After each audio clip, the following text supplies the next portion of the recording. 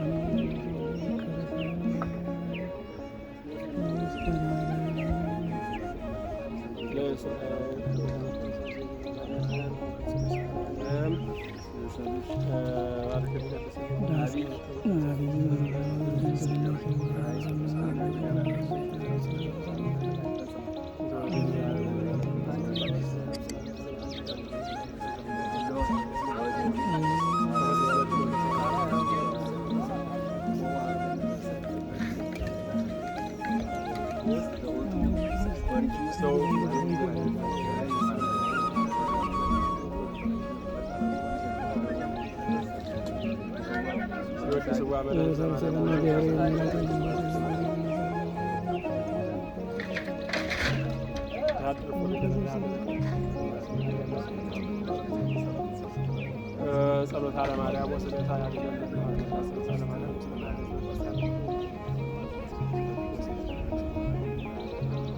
ጸሎተ ማርያም ወስደታ ለሀገር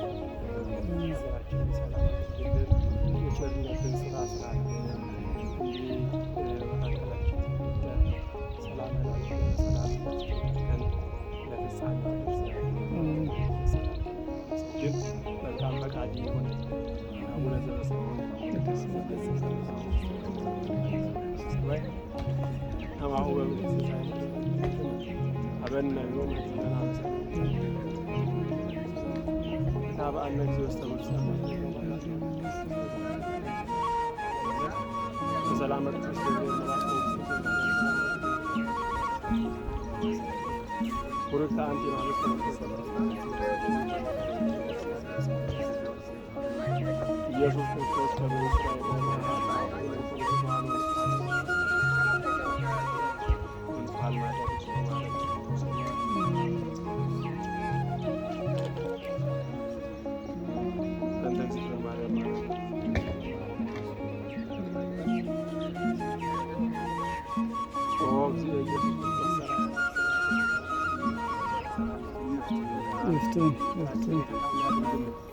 አሜን አሜን አሜን።